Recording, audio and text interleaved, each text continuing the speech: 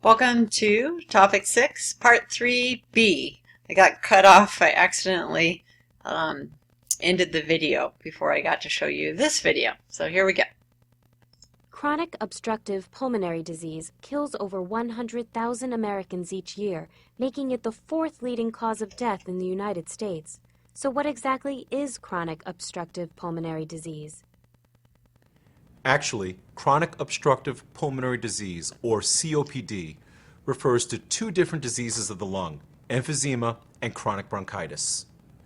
Since emphysema and chronic bronchitis are each usually caused by years of cigarette smoking, afflicted individuals are almost always diagnosed with both at once, hence the umbrella term chronic obstructive pulmonary disease. This combination of diseases can also be caused by years of inhaling a variety of industrial toxins, fumes, and chemicals. Prolonged exposure to air pollution and secondhand smoke, or even a history of childhood lung infections, can also lead to COPD. However, since chronic bronchitis and emphysema affect two different parts of the lung, let's take a separate look at each of these diseases. Chronic bronchitis is characterized by an inflammation of the bronchial tubes, which are passageways that branch off from the trachea or windpipe and allow air to enter the lungs. This inflammation causes thick mucus to build up in the tubes, preventing sufficient air from reaching the lungs. Emphysema occurs when the walls between the air sacs in the lungs, known as alveoli, lose their elasticity. This, in turn, causes the air sacs to become fragile and overinflated, leading to an unnatural retention of air within the lungs. The symptoms of COPD tend to depend on which disease is more prominent in an afflicted individual.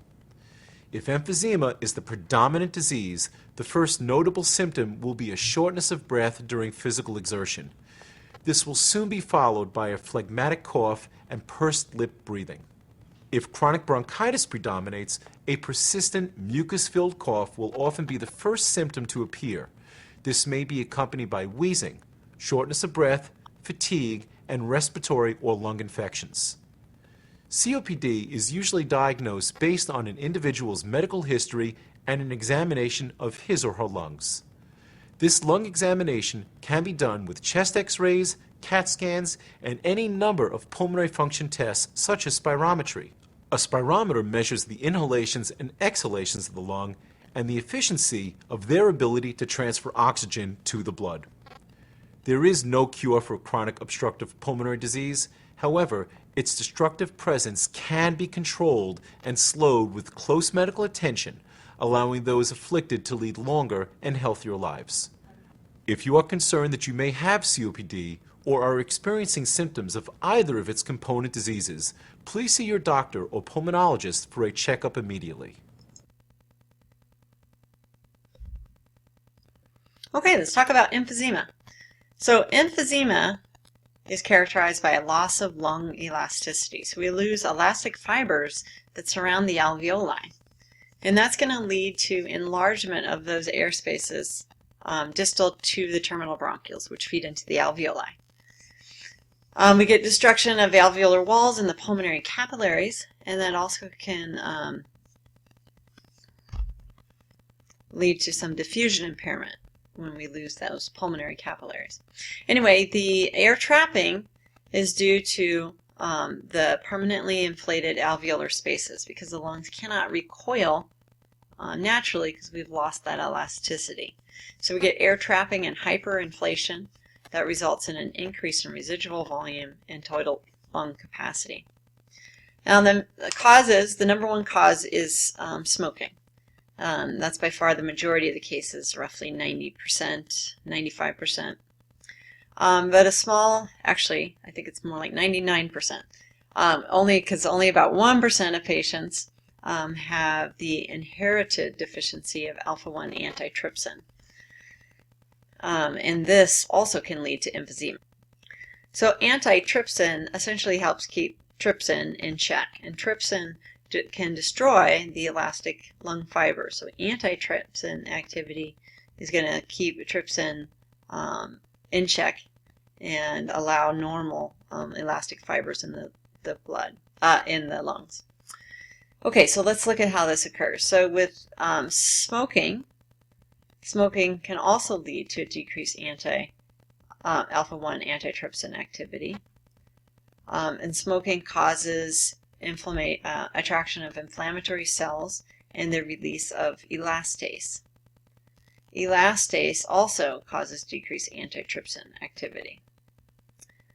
And together, this leads to destruction of elastic fibers and emphysema. There's two types. Centra acinar, the destruction begins in the terminal bronchioles and then spreads to the alveoli, and this is the most common type in smokers. Pan-acinar, destruction starts in the peripheral alveoli and extends to the bronchioles, and this is the most common type in the genetic deficiency of alpha-1 antitrypsin. Okay, so breakdown of lung tissue is going to result in a loss of surface area for gas exchange, loss of pulmonary capillaries, loss of elastic fibers, and a loss of lung recoil. This can also lead to an altered perfusion ratio and an increased diffusion distance, which can lead to a diffusion impairment. We also get the formation of blebs potentially on the surface of the lung. So this is where due to the destruction of the lung tissue, we get these air pockets or blisters underneath the visceral pleura. And then if they rupture, we can cause a pneumothorax. We get progressive difficulty with expiration, and that's due to the air trapping and increased residual volume. You get overinflation of the lungs. And the ribs can get fixed in a respiratory position, increased anterior-posterior diameter of the thorax or barrel-chested. Diaphragm is flattened. And then with advanced emphysema, we can develop hypoxemia and hypercapnia, pulmonary hypertension, and cor pulmonale, although these things are more associated with chronic bronchitis. So with chronic bronchitis, we have air obstruction of major and small airways associated with chronic irritation. This could be from smoking, in most cases, but also to industrial pollutants and recurrent lung infections. Diagnosis of chronic bronchitis requires a history of a chronic productive cough that's persisted for at least 3 months over at least 2 consecutive years. It's characterized by a swollen mucosa, hypertrophy and hyperplasia of mucus glands with excess mucus, fibrosis and thickening of the bronchial wall, and that's going to lead to narrowing of those airways. Frequent infections, because we have a lot of excess mucus that just makes it ripe for bacterial infections. Air trapping and VQ mismatch, hypoxemia and hypercapnia, severe dyspnea and fatigue, and pulmonary hypertension and cor pulmonale as the disease progresses. This slide looks at the difference between pink puffers versus blue bloaters. Pink puffers are the patients that are mainly emphysema, and these patients increase respiration to maintain oxygen levels. So at least at first, they have better maintenance of oxygen levels. That's why we're calling them pink. They do have dyspnea and increased ventilatory effort.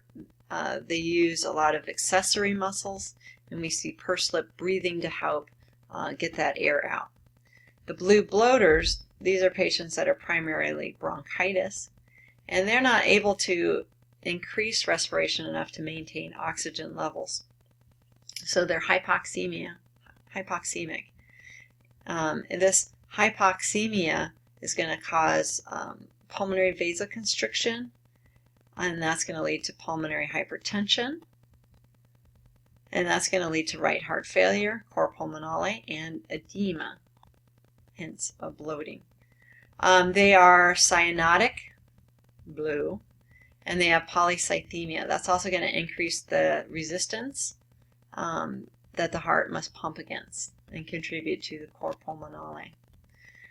These patients also are going to be hypercapnic. Okay, so let's look some of the manifestations in general for COPD. Moderate to severe respiratory impairment, which is greater with expiration than inspiration. They have exertional dyspnea, air hunger and gasping. They have a prolonged expiratory phase, and that's going to they're going to breathe out more slowly to try and really get that air out. With expiratory wheezes. The use of accessory muscles and pursed lip breathing. That pursed lip breathing helps to increase the pressure to help get air out. With severe COPD, we get hypoxemia and hypercapnia, cyanosis, polycythemia, pulmonary vasoconstriction, pulmonary hypertension, and cor pulmonale. Diagnosis is based on history and physical exam, chest x-rays, lab tests. On pulmonary function tests, we're going to see a decreased FVC and FEV1, but the FEV1 is affected more than the FVC, so we see a decreased FEV1 to FVC ratio. And as compared to asthma, this is not reversible with a bronchodilator. Now, to be fair, or not too confusing, hopefully, these patients will be treated with some inhaled beta-2 agonists, but the problem isn't so much bronchoconstriction as it is with asthma. Their problem is inflammation in the bronchitis and the excess mucus, and then with the emphysema, the loss of that elastic recoil. Those are the things that lead to the air trapping, as opposed to the bronchoconstriction that we see in asthma that the bronchodilator helps reverse. These patients can get air trapping, so we see increased residual volume and total lung capacity, and an increase in the residual volume to total lung capacity ratio. Treatment is aimed at quitting smoking, and that's going to help to slow the progression of the disease. Pulmonary rehab, which is going to build up exercise tolerance, going to teach breathing exercises, and this is going to just help increase the quality of life.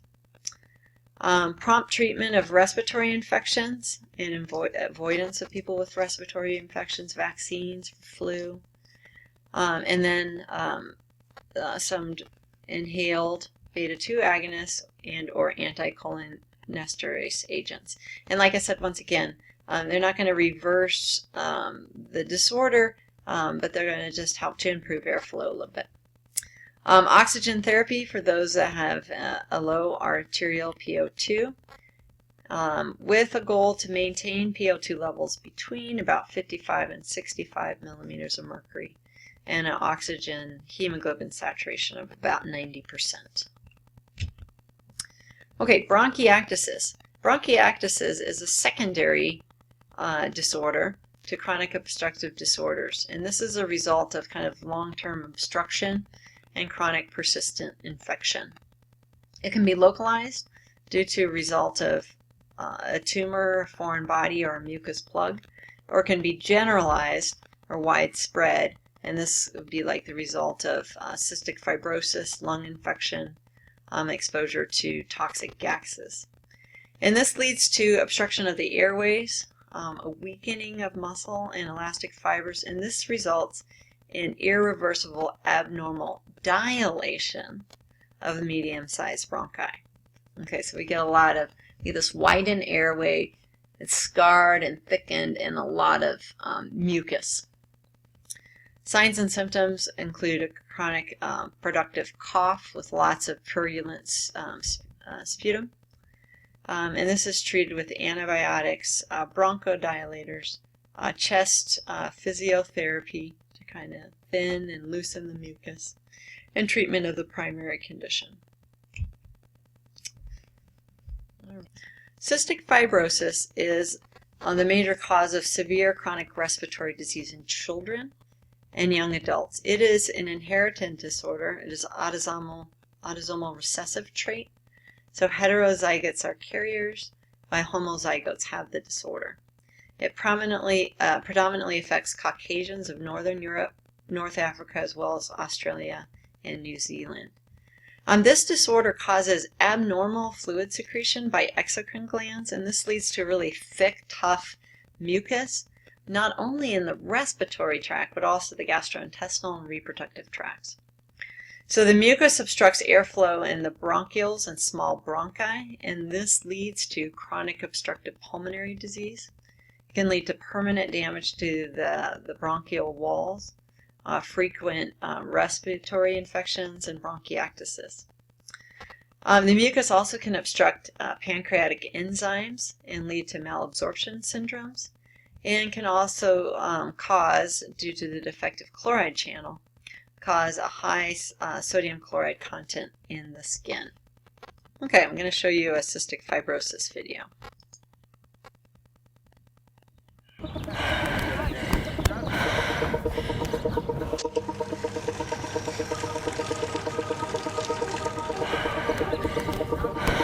When I run, my lungs feel like they're opening up inside, and it makes it easier to breathe. I feel free.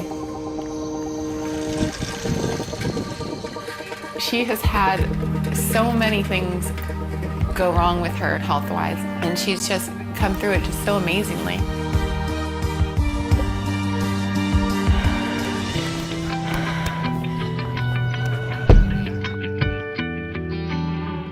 My name is Stephanie Dosick, and I'm the mother of 2 children with cystic fibrosis.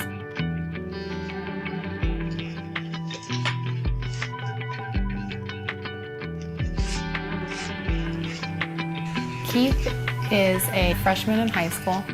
When he was diagnosed, they told us his life expectancy was about 18. The current life expectancy is about 37, which is a pretty amazing advance in the 14 years that Keith has been around. When I first started running, I wasn't all that good at it, but when I got better and better, my lungs got better and better. I can run a 6-minute mile. I feel good. Not a lot of people can run a 6-minute mile. It's never easy to hear that your child's life expectancy is limited, and it just amazes me how strong he is. He doesn't linger on it. He just moves forward and does what he needs to do to keep himself healthy.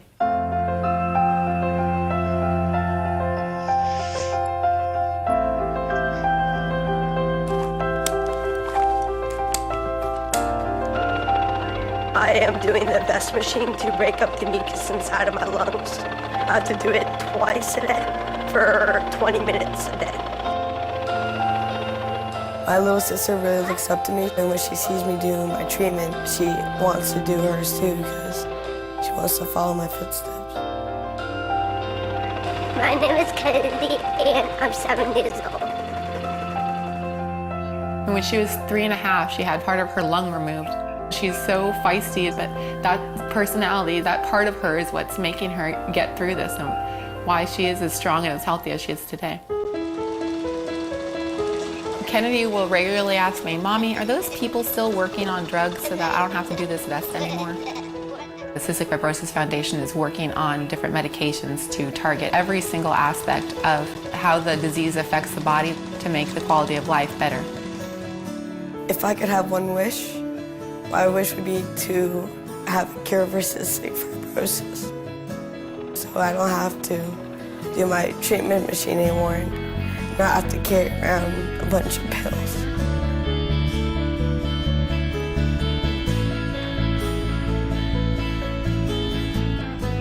Keith and Kennedy are just truly an inspiration in every way. The way that they approach cystic fibrosis, the way that they approach life.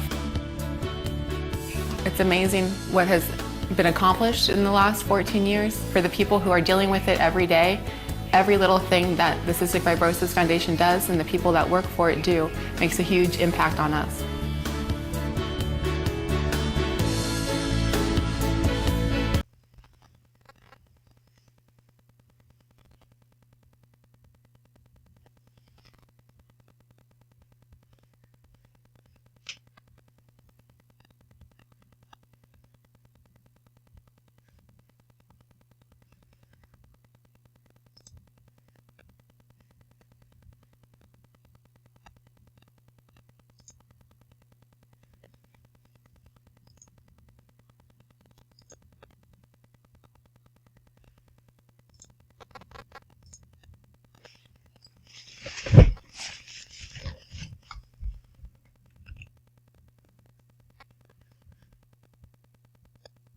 So cystic fibrosis is caused by mutations in the gene that encodes for the cystic fibrosis transmembrane regulator, or CFTR, which is an epithelial chloride channel. And this makes the membrane impermeable to chloride. Okay, so in the sweat glands, this results in sodium and chloride secretion in the lumen of the gland. Gets unaffected, but the reabsorption of chloride through the CFTR and accompanying reabsorption of sodium does not occur. So essentially what this causes is a high sodium chloride content of the sweat. In the airways, chloride is not secreted into the airway lumen, so we have defective chloride secretion, and this leads to excessive sodium and water absorption, and that leads to an abnormally thick and viscid respiratory tract secretions. Okay, so we get this really thick, tenacious mucus. We have defective clearance of that mucus. We have an environment that is protective of microbial agents, so we can get lots of infections. So this mucus leads to chronic airway obstruction and lots of bacterial infection.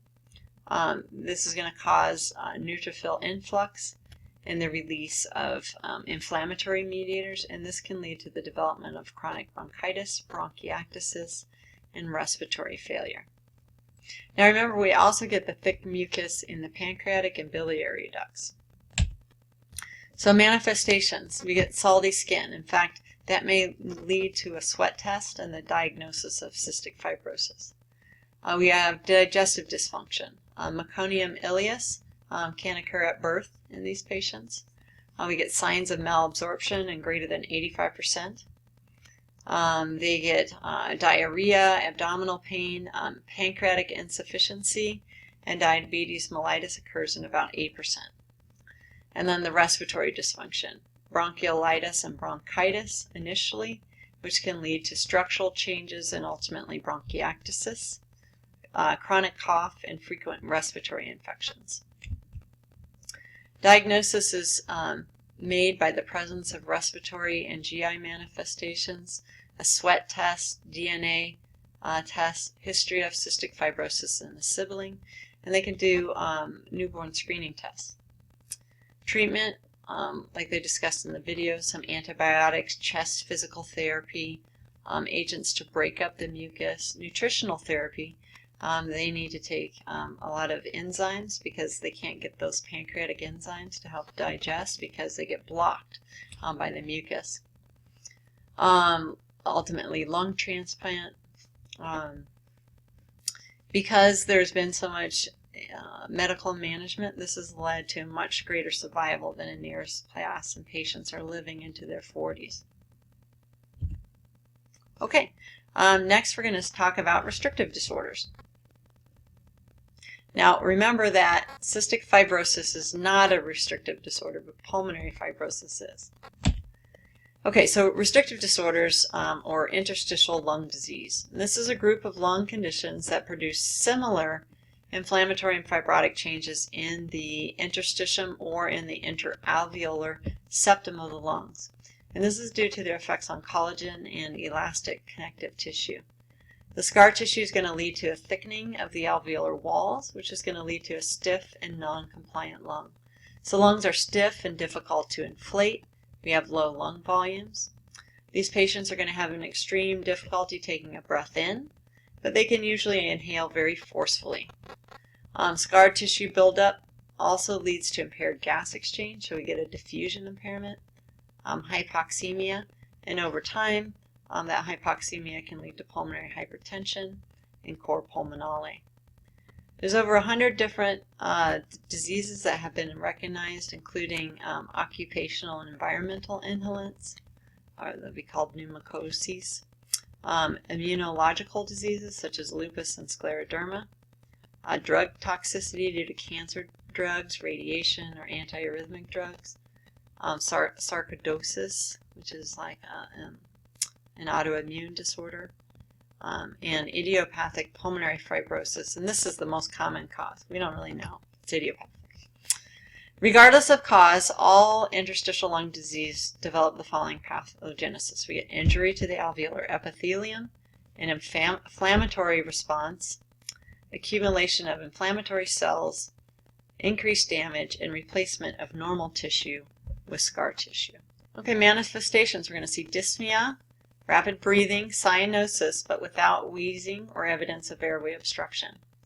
Patients typically breathe shallow and rapidly to reduce the work of breathing.